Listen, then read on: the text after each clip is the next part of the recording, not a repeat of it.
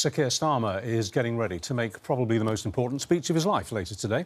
Promises to be a real juggling act. The latest winter fuel allowance cuts row, the storm over freebies and gifts, tax rises, spending cuts. There's a lot to go at. We'll find out what he's going to say very soon. But perhaps we can get an insight with Senior Cabinet Minister Pat McFadden, who joins us live from the Labour Party conference. Very good morning to you. Morning. Pat McFadden. We heard Keir Starmer say in the Rose Garden that things were going to get worse before they got better. Then we heard him a couple of weeks ago saying he didn't want to risk putting the fear of God into anyone by discussing the budget. Now we understand that he's going to talk about a shared struggle. I mean, the pensioners already know what he's going to do to them. How bad is this struggle going to get for everyone?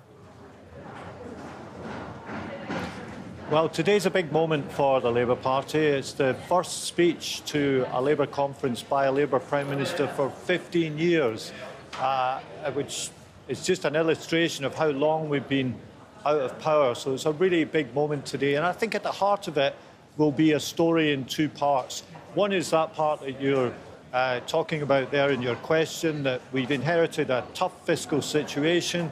We've got a budget coming up. We have to get the public finances back on an even keel. We didn't inherit them in an even keel, and that's why we've had to say some of these things over the summer. But that's not an end in itself. That's a platform for the future of the country and the investment that we need, which is what we'll need to rebuild the country, to get house building going, and to generate the wealth that we need for our public services. And it's two parts to that story, which actually is what he said in the Rose Garden speech a few weeks ago, and it'll be very much at the heart of his speech here this afternoon. OK, let's just focus first on winter fuel allowance. It's not just millions of pensioners who are up in arms about this, it's also the unions, of course. You delayed the vote so that eventually you'll get to discuss it at a party conference, but the Prime Minister will have been out of there by that point. Why are you defending and sticking to, in the words of one union, picking the pockets of pensioners? Well, it's not a decision we wanted to take. It's and it's not the only one we had to take. We had to cancel some. We had to cancel some transport projects and so on as well. And what's really important to remember is that we're going to protect a triple lock, so the real value of the pension will increase over the course of the Parliament. This year, next year, the year after that, by significantly more than the winter fuel payment is worth today. It's also important to remember that for the poorest pensioners, for those on pension credit or entitled to pension credit, they'll still get the winter fuel allowance in the future. Firstly, so sorry, a difficult decision, not one we wanted to take, but important to remember those 2 points. We already know that 800,000 people who are entitled to pension credit don't claim pension credit, so almost 1 million people are going to lose the winter fuel allowance who should get it anyway. We also know that there are at least a couple of million pensioners just above that threshold who are going to lose. This is £300 this winter. They don't get the pension uplift until next year. Why are you sticking so strongly to this? This isn't just, you know, like people would say, the right-wing media arguing. This is your own unions. This is your own supporters. This is your own MPs saying, how could a Labour government do this? Well, look, I understand. I've been coming to Labour Party conference for many, many years. There are often resolutions put down pointing one way or another. In the end, when it comes to budgetary decisions, it's the Labour Chancellor that writes the Labour budget. So I understand feelings about this in the party and in the conference, but it's also true that we fought an election saying that we would put the stability of the public finances first as the platform for everything else. And I do repeat, the pension rise last year, this year, the next year, right through, over the course of the Parliament, expected to go up by about £1,700 a year, not in 1 year, but over the course of a Parliament. So we're protecting the value of the state pension through the triple lock, and that's an important thing to do. You've made that clear. Look, my question to you is this. I mean, we just saw some images of the Chancellor yesterday. She studiously avoided making any direct reference to this subject in her speech. She also studiously avoided making any reference to what's been dominating the headlines and the national conversation for the last week to 10 days, the freebies, the gifts scandal. Do you think he should go there today? Do you think the Prime Minister will make direct reference to the fuel cuts? Do you think he'll make a direct reference to the row about the freebies, including his suits and his glasses? Or is he just going to pretend it didn't happen?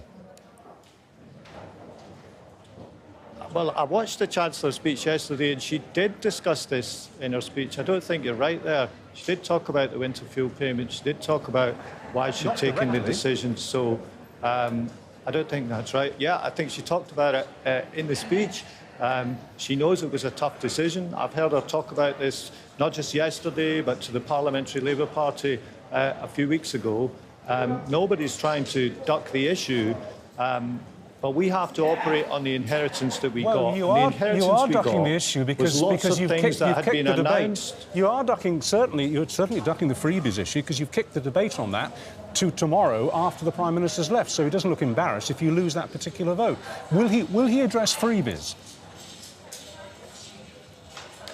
Well, look, I don't know the full extent of the speech this afternoon. We'll have to wait and see, but the conference here is looking forward to a really historic moment today. The first speech from a Labour Prime Minister to a Labour conference for 15 years. He's going to set out the story of what this government wants to achieve. We don't get to choose the circumstances in which this Parliament begins because we have to deal with the inheritance of announcements with no money behind them, public services that are allowed to run into the ground, a prison service ready to fall over. We have to pick up the pieces for that and sort things out. And that's what's going to happen in the early part of this Parliament. But if we get that right, the prospects for the United Kingdom are great. It's a great country to invest in, to grow a business in. And if we can create the atmosphere where businesses around the world and in the country want to do that, we can make people better off and generate the wealth that we need for these public services. And that's what we want to do. I just wonder whether you can confirm something which I think was briefed out by the Treasury. A lot of pensioners in particular, but single people generally, were worried that you might scrap the single-person council tax discount. This would have affected a lot of people who have already seen their winter fuel allowance scrapped.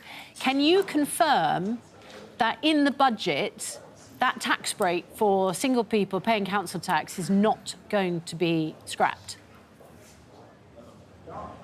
Well, if that's been what's briefed out by the Treasury, that will be the case. They write the budget, the Labour Chancellor writes the budget, and the Chancellor will put all this together over the next few weeks. OK, so that sounds like a confirmation. I mean, we know you're part of the Quad, the Big Four, the senior people at the top of government. You can confirm that, can you?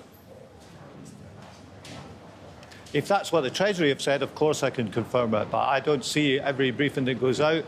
I don't think there's any plans to do that. If that's what the Treasury have said, that will be right. OK. All right, Mr. Well, that McFadden, sounds good. Thank you very much indeed for your time this morning.